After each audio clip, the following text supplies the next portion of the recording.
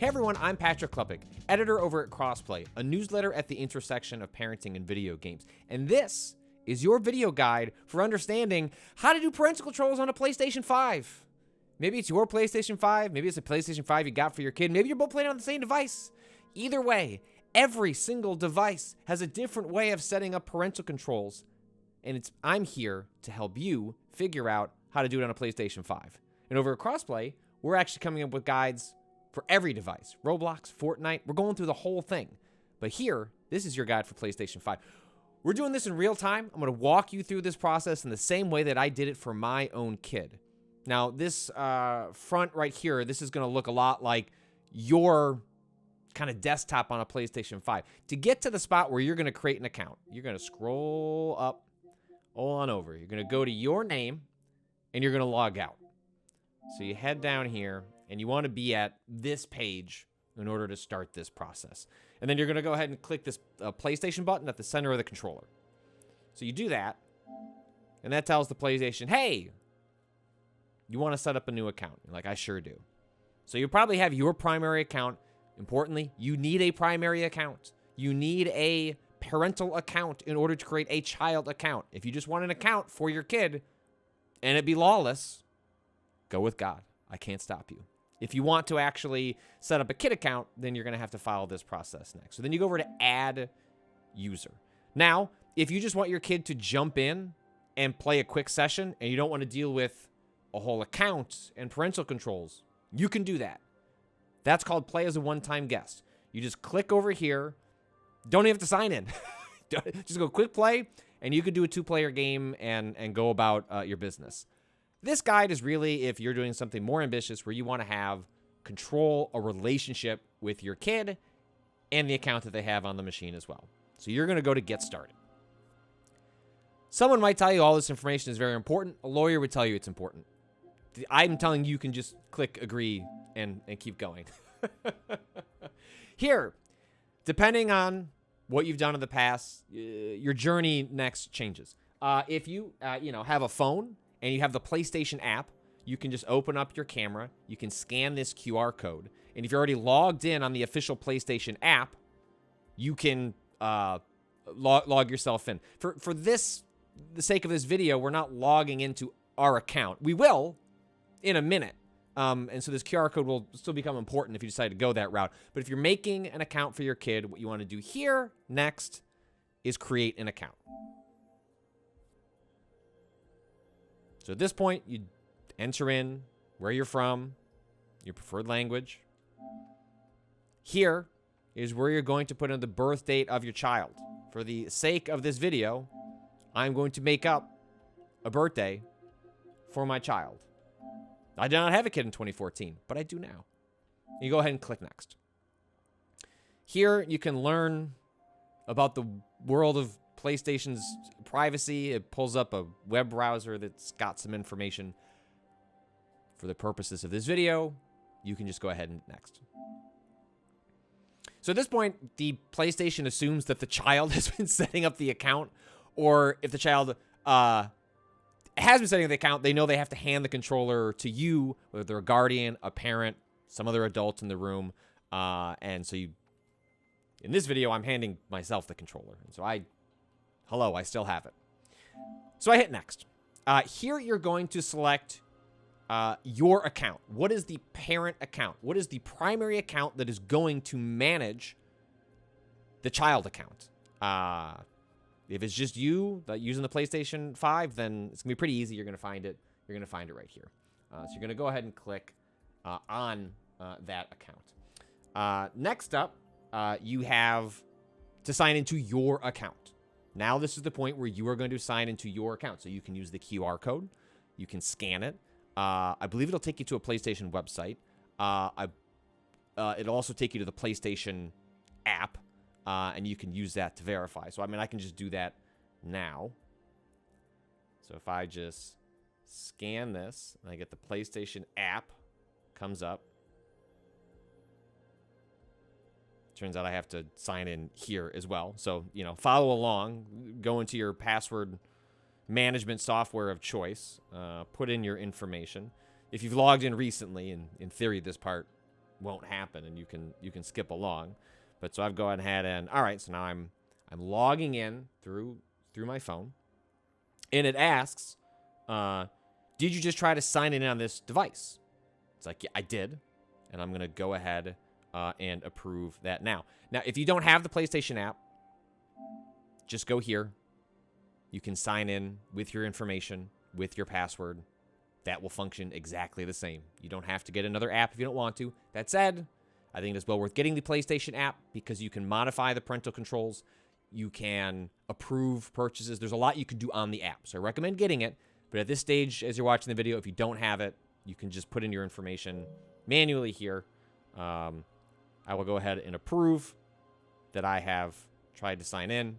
You'll see that I have now made that approval process. All right. You are now the family manager for your child. Start creating your child's account. At this point, Sony wants to make sure, did you mean to do this? And they mean everybody. So you have the date of birth for mysterious child that I did not have on November 30th, 2014. But you put you're verifying your kid's information. So you're going to go ahead and click OK if that is correct. This setup, this part of the process is important in the sense that you want to make sure that the ages are lined up so that the age-appropriate material that Sony is going to block, gatekeep, recommend fits within the right bucket. You can change all of that to your preference as you go along through this process and later, but it is worth, making sure all of that is dialed in and correct at the start. Here, you cannot have a PlayStation Network account tied to the same email address. So at this point, your child is going to need an email address that they can assign this to. And so if you have an email address for your kid, great. If you don't have an email address for your kid, you're going to want to go make one now, set that up so that this information can route between them. Importantly, as Sony points out, family members, people who are managing the account, can see this address. But other people won't. It's not like if your kid ends up playing Minecraft with somebody, they're also going to have access to that email address. All right, once you have all that information in, then you're going to hit next, and you're going to end up getting an email sent to the email that you've associated with the child account, whether that's a new email or an email you already have for your kid. At this point, you're going to enter your child's name. Again, as Sony points out, this is not something that will be viewable to everyone. It is just for family members that are managing the account. I am going to put in the very official and real child account name. Please don't steal the name of my kid. But you put that in. You go ahead and you hit next. At this point, you can choose, or your child can choose which avatar they want for themselves. Sony has added more of these over time. It can be changed. Your kid is not locked into a single one. If they would like to change it at another time, that's up to them. I'm just my whole family's a big fan of Astrobot, so we are going to do a cute Astrobot picture. And it says, "Hey, this is you. Are you sure this is you?" Then you say, "Yeah, I'm sure it's me." And you hit next. At this point, you're making an online ID. That's different than your name. Why is that different than your name? An online ID is what people are going to see online. When you are playing and it says in the corner, like, blank has joined the game. Or if you're sending a friend invite, your online ID is the one that will be seen online. Important? When they say your child's online ID needs to comply with our terms of service, what do they mean by that? They mean don't put your kid's name in there unless you want your kid's name in there. And you shouldn't want your kid's name in there. So you want this to be something random. It could be associated with a nickname they have for themselves, as long as it's not identifiable information. So maybe don't do the nickname. That's just why Sony has something down here. Maybe there is a character that they like. Maybe there is a word or phrase that they like. Talk about this with your kid. Come up with something. Important, as Sony says here, you'll be unable to change this once your child's account is created. Seems like you can change your own online ID for a parent, but you cannot change a child's one. So once this is locked in, you would have to go through the motions of creating an entirely new account in order to change this name. So if you don't like any of these, you just hit square, and it'll come up with a whole set of other names to go with. I'm not sure if I'm going to go with Nasty Recorder 53 or Evidence Sniff. I don't know about some of these options that I've been given by Sony here. But Bulky Drive 95. Sure, okay, let's go ahead. And that is going to be the online ID that we have for our kid.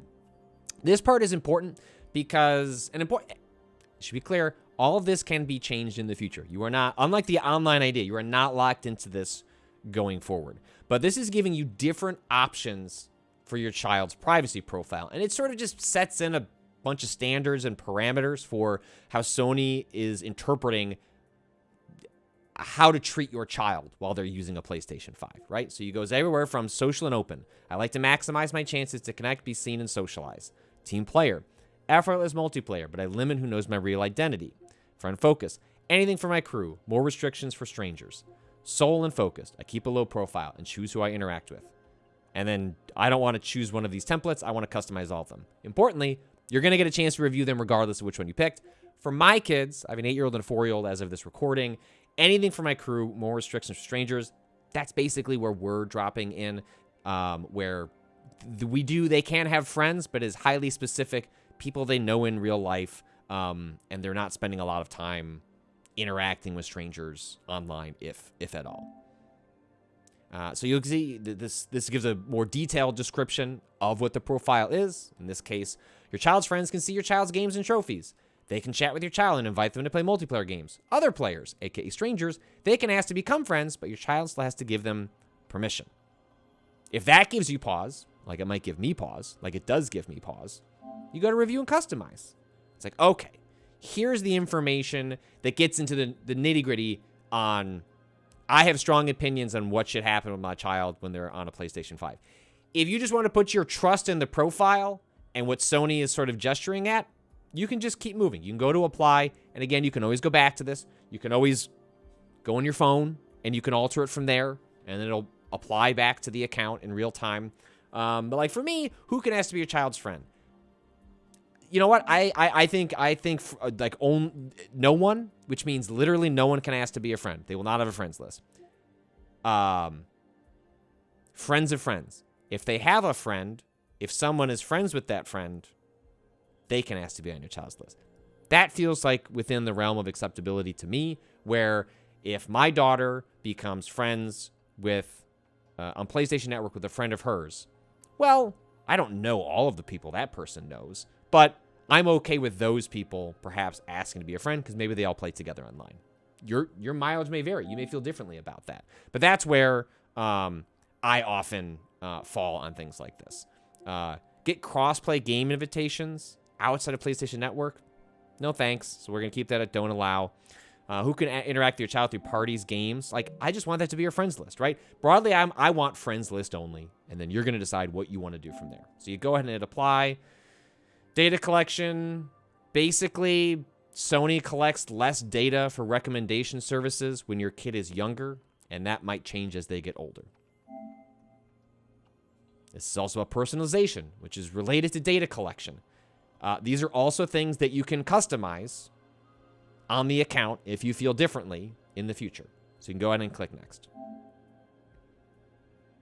And here, we're getting, again, what's confusing about these is these are worded differently across platforms. They're used slightly different across platforms, but it is worth going through these. Even if you can generally trust, hey, I've picked that Sony is going to treat this kid at an age-appropriate level. You're pretty much right. But if you want to get into the nitty-gritty, it is here. In parental controls, you can click child. It took the birthday and now says recommended ages setting for ages 7 to 12 because I set the birth date for 2014. If you're like, I trust my kid, they're more mature, I'm not worried about what they play, you could put no restrictions except for purchasing, which makes sense. Early teens, 13 to 15. Late teens or older, 16 and older. That's going to be up for you. I'm going to keep mine 7 to 12 based on the age that I put in. And then here you start getting into, do I want to treat my child differently based on what they're doing on the PlayStation? If they're playing a PlayStation 5 game, if they're playing a PlayStation 4 game, if they're putting in a movie. There are age restrictions tied to DVDs and Blu-ray discs. Like, I can go in here and add a restriction for, whatever age I want on there. And that's going to be up to you. Do I want them to be able to use a PlayStation VR? If they go and take that out of my room, can they plug it in and will it work? If they're an account, I can restrict it and say that that's just not going to happen. Same goes down for web browser, which obviously I think you'd want taken care of. Voice communication, age filtering, spending money. Those are going to be things you want to have a conversation with your kid, or you make the decision and you put it in how you feel is appropriate for your child. After you've done all that, go ahead and hit confirm. Manage your child's playtime. This is important for a lot of people. This is the equivalent of screen time. The terms change based on the platform, but basically, how long do you want your child to be able to play something before the device steps in and says, hey, we're done. This is what you were assigned. If you want more time, go and talk to your parents, right? So you can go ahead and set this up now. You would, obviously you would set up your time zone. I'm in the Chicago area. Adjust for daylight savings times. Then you go in here, and this is where you would start restricting playtime. It doesn't have to be the same every single day, right? This is something that can be modified, right, by days of the week. Do you want your kid to be able to play more on the weekend? That makes a lot of sense to me. Are they on spring break? They should get more time to play. Okay, well then you come in here and you modify that. So that's kind of up to you on exactly how you want to set that up. And that is Sony reminding me they want my account to be logged in because if it's not logged in, these settings can't be applied. So anyway, important legal documents that you can all just hit I agree and confirm. At this point, all the stuff's piping through. It's confirming. This is another layer of security that you can put on for these parental controls, depending on how strict and secure you want it to be, right? So to prevent your child from circumventing your parental controls, restrict them from creating new users or logging in as a guest on this PlayStation 5. So, as you saw in the beginning, there was an option to be a guest. If you want to set this up, so there are additional restrictions, here is a passcode that you can put on the PlayStation 5 where you cannot do those other things that would circumvent your parental controls unless they put in the passcode. I'm not going to put in one now for the purposes of this video, but you would put one in. You maybe want to write it down, and that will prevent them from circumventing how you've set up their relationship with the PlayStation 5. So we'll set to do this later. We can go to the next screen here. If you want, again, I recommend getting the PlayStation app, signing in. All this will sync there. You can seamlessly check it out on the PlayStation app. But this QR code will take you to the website where you can also alter those settings. That very long URL, if you could remember it, would also take you there.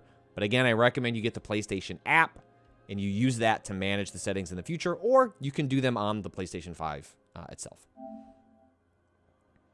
So here, it wants me to verify the email. So this is to make sure that all the settings can carry over. So I'm going to go ahead over on my computer. I'll go over to that email. I just was told that I have on my email, I've been told that a new child account has been created. So I know that happened on my side. Then if I log into the email address of my child, which I'm doing now, as it slowly makes its way over there, I have an email called Account Creation Confirmation. I'm going to click Verify Now in this email. And then this screen is going to go away.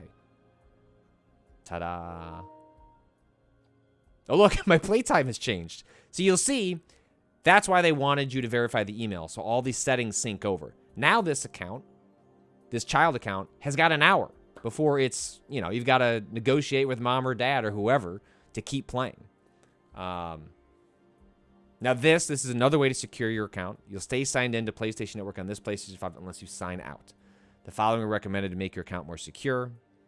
Again, putting on all these passcodes especially if you have an older child that will know how to go through the UI and the settings. It is worth putting on these additional restrictions so you can breathe a little easier at night. I'm not going to do that for the purposes of this video, but you should do that if you think that is going to be a concern with how you and your child use this device. You don't want them signing out of their account, going into your account.